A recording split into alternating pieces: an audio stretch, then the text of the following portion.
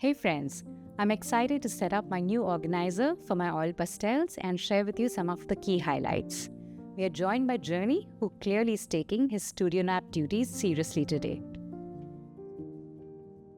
This is not a sponsored video, and this pastel storage box was a gift to me by my parents, ordered via Amazon India. The first thing I do is to remove the tapes securing the two openings on the side of the box.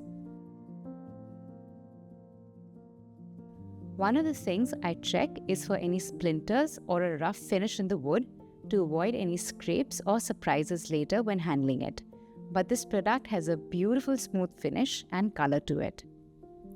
This is a Mont 3-drawer storage with the top two drawers that have separate compartments for all types of pastels and a bottom single compartment drawer for storing other art supplies. The beech wood seems high quality and sturdy for its purpose.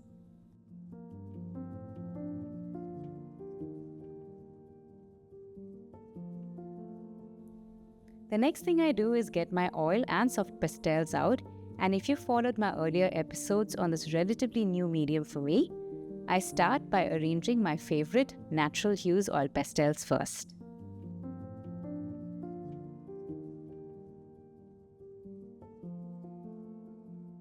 The narrow middle compartment seems ideal to put the white oil pastels in, to ensure they remain isolated and don't pick up pigments from other colors.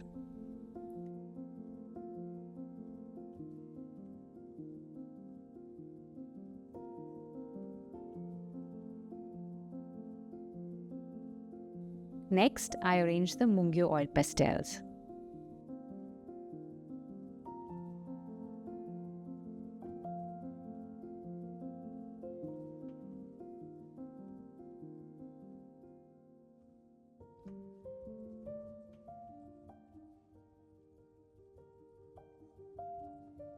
Followed by the Brustro Vibrant Hue set.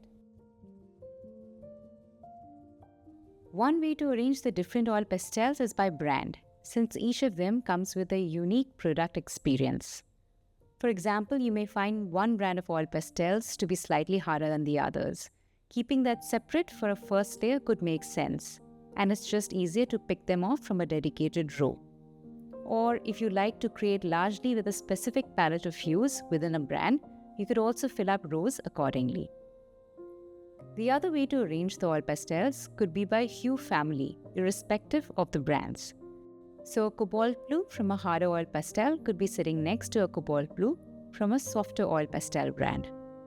However, I'm not sure if this is fail or foolproof, since as the outer paper cover of each pastel stick gets torn off with use, it may become difficult to identify the brand easily. For now, I keep the Mont 36 natural hues in the first two rows, and then I arrange Mungyo and Brustro together by hues, thereby mixing the two brands. With tray 1 set up with oil pastels, I think about whether to include the Derwent soft pastels in tray 2. But given that the soft pastels medium has a lot of pigment dust, I don't want to risk putting them in the same storage space as the oil ones. And hence, I leave tray 2 empty for now and call it the tray of potential.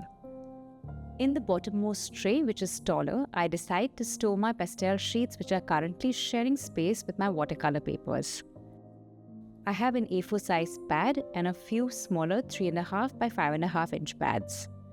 I thought given the dimensions of the entire 3-tier box structure at 40 cm width, 25.5 cm depth and a 10 cm height, it would easily fit an A4 sized pad in the bottommost drawer. It was, however, not possible to fit the A4 pad in the bottom drawer. The inner dimension without the edges of the drawer is just about 21 cm. And to make a 21 cm pad with no additional space was going to squeeze the pad or pages in the drawer, which could damage them. So I left the A4 pad out of the bottom drawer. I wish there was just that little bit more room to fit the A4 size comfortably. But anyhow, I decided to utilize the space with some artworks done in oil pastels as well as loose postcard sheets that I'm looking forward to using during my oil pastel studies. Setting up this organizer has really brought a sense of order. Having all my oil pastels sorted and easily accessible in one place, and most of my pastel sheets just a drawer below, makes the whole process of picking up a hue and starting to create so much more intuitive and enjoyable. It's a simple thing, but having a dedicated storage solution really helps reduce clutter and decision fatigue. Thanks for joining me, friends, on this little studio setup. I hope this gave you some ideas or inspiration for organizing your own art space. See you in the next one.